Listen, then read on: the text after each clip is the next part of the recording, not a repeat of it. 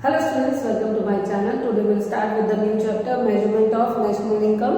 Measurement of national income आपको more clearly समझ में आएंगे जब इसका आप before this the basic concept of national income उसे देखोगे तो आपको ये chapter और clearly समझ में आएगा.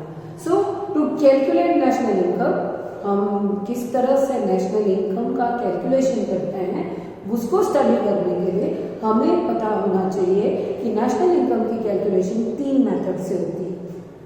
Product method, income method, expenditure method. और आप चाहे तीनों में से कोई भी मेथड यूज करो, नेशनल इनकम इक्वल आएगी. राइट, हमेशा नेशनल इनकम चाहे आप प्रोडक्ट मेथड यूज करो, चाहे इनकम मेथड यूज करो, चाहे एक्सपेंडिचर मेथड यूज करो, इनमें से कोई भी मेथड यूज करोगे आपकी नेशनल इनकम इक्वल आएगी. Right, so to start with product method. Product method का मतलब है हम इंडिया का जितना भी प्रोडक्शन है उसकी टोटल लगा रहे.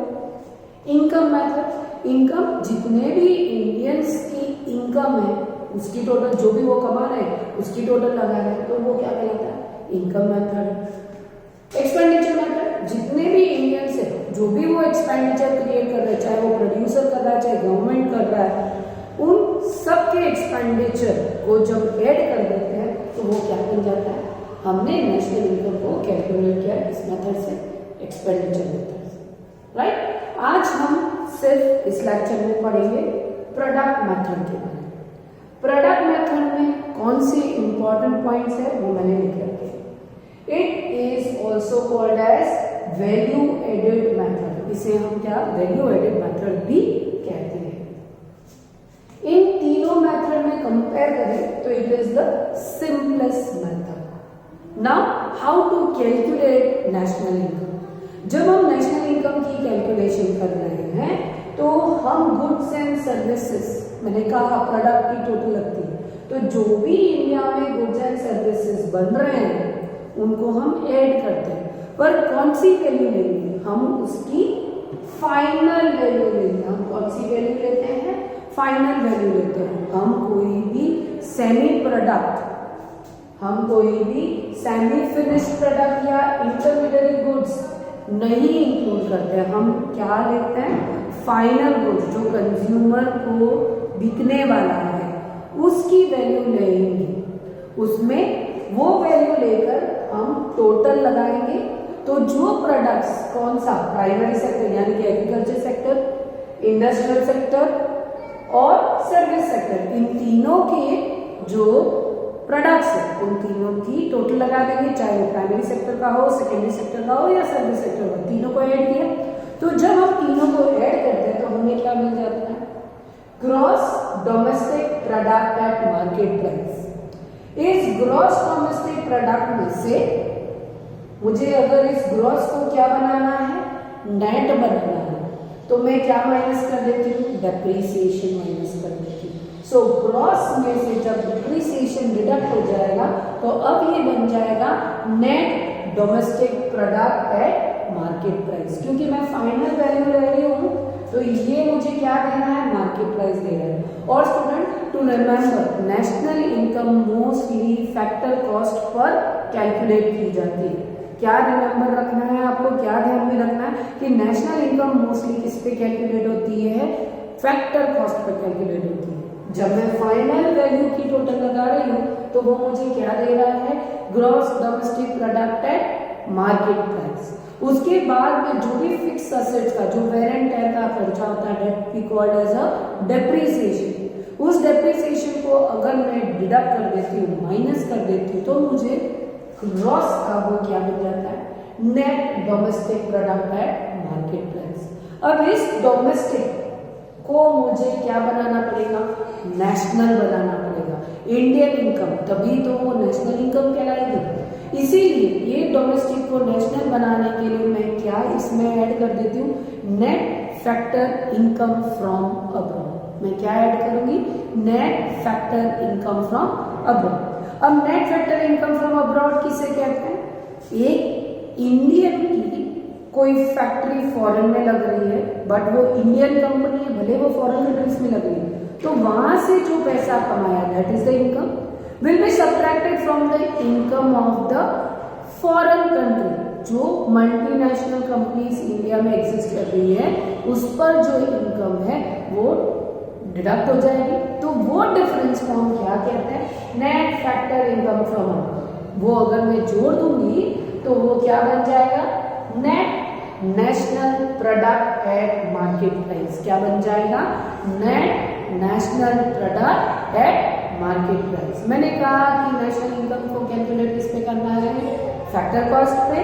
तो अब हम इसका मार्केट प्राइस से क्या निकालेंगे, फैक्टर कॉस्ट। तो अब फैक्टर कॉस्ट निकालने के लिए हम क्या करेंगे, मार्केट प्राइस में से इनडायरेक्ट टैक्स को डिडक्ट कर देंगे और सब्सिडी को ऐड कर देंगे। तो हमें क्या मिल जाएगी, नेशनल इनकम। अब आ जाते हैं, ये तो था तुम्हारा कैलकुलेशन पार्ट। अब आ जाते हैं हम इंपॉर्टेंस पॉइंट पर, इंपॉर्टेंट प्रिकॉशन पे। इंपॉर्टेंट प्रिकॉशन में हमें सबसे इंपॉर्टेंट चीजें क्या ध्यान में रखनी है वो पढ़ना है। जब हम क्या कैलकुलेट कर रहे हैं, नेशनल इनकम, तो क्या ध्यान में रखना है, शुड अवॉइड डबल काउंटिंग। किसी भी तरह के डबल जो प्रोडक्ट्स की वैल्यू आप जोड़ रहे हो ना, वो ऐसा ना हो जाए कि वो डबल बार जुड़ जाए। तो वो चीज डबल काउंटिंग को आपको अवॉइड करना है। Now the actual meaning of double counting क्या है, counting the value of same product more than one time. हम कभी गलती से एक ही प्रोडक्ट की वैल्यू को दो बार गिन लेते हैं, तो उसे हम क्या कहते हैं, डबल काउंटिंग की मिस्टेक कहते हैं। अब ये मिस्टेक कैसे होती है, इसका हम एक एग्जांपल लेते हैं। अगर सपोज मैं एग्जांपल लेती हूँ कि फार्मर है जो वीट प्रोड्यूस कर रहा है, वीट वो एक इंडस्ट्रियलिस्ट को सेल करता है। अब उस वीट का एग्जांपल लेते हैं, 1 kg वीट लिया तो वो उसने वीट को बेचा 30 रुपीज, राइट। 30 रुपीज में किसको बेचा, इंडस्ट्रियलिस्ट को। इंडस्ट्रियलिस्ट ने उसका क्या किया, उसका आटा बनाया, ठीक है। आटा बनाने के बाद उसने एक बेकरी में बेचा, तो वो भी तो अपनी प्रॉफिट को जोड़ेगा ना, इंडस्ट्रियलिस्ट। तो उसने उस प्रोडक्ट की वैल्यू को रखा है सपोज 50 रुपीज, राइट। अब वो इंडस्ट्रियलिस्ट ने जो आटा बना दिया है वो बेकरी वाले को बेचा कितने प्राइस पे, 50 रुपीज पे, राइट। अब ये 50 रुपीज पर बेकरी वाले को बेच दिया, बेकरी वाले ने उसका केक बनाया, केक बनाने के बाद वो भी तो अपना प्रॉफिट जोड़ेगा, वो भी तो उसके टैक्स का देना पड़ता है, तो प्रॉफिट के साथ जोड़ेगा ही जोड़ेगा। तो उसने क्या किया, उसको सपोज उसने 60 रुपीज का, उसने एक कंज्यूमर को बेचा केक बनाकर कितने रुपीज, 60 रुपीज। तो हमने जब ऐड किया प्रोडक्ट की वैल्यू को, तो हमने क्या कर दिया है, उसको 3 बार काउंट कर दिया एक ही प्राइस को।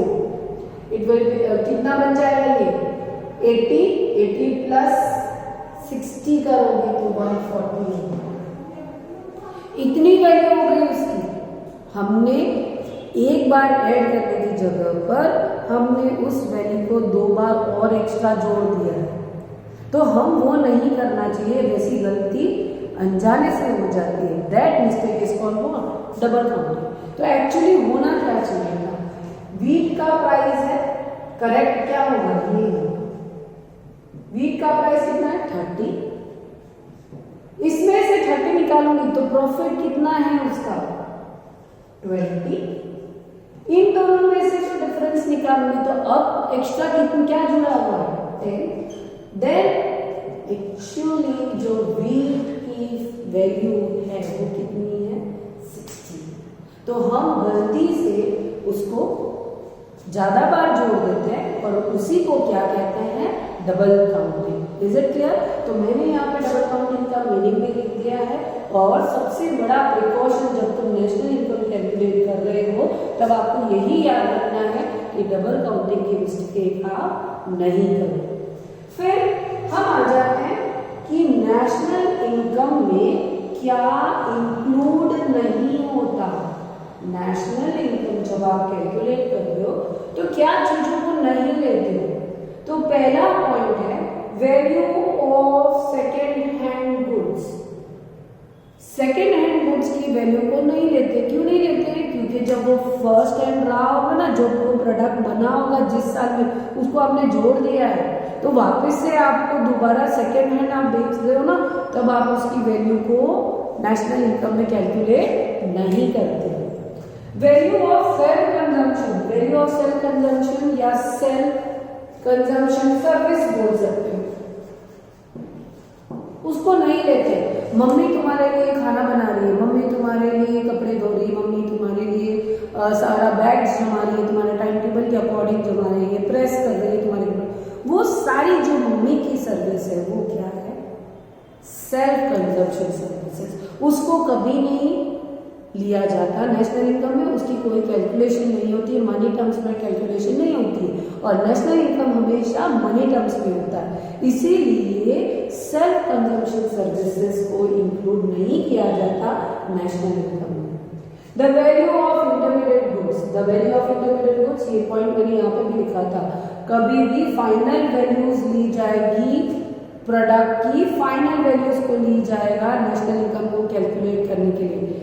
आधा अधूरा प्रोडक्ट यानी सेमी फिनिश प्रोडक्ट और इंटरमीडिएट गुड्स, जैसे हमने यहाँ पे किया था, वो इंटरमीडिएट गुड्स को नहीं लिया जाता है, जो फाइनल गुड्स होता है उसी की टोटल ली जाती है। So the value of intermediate goods is not included in national income.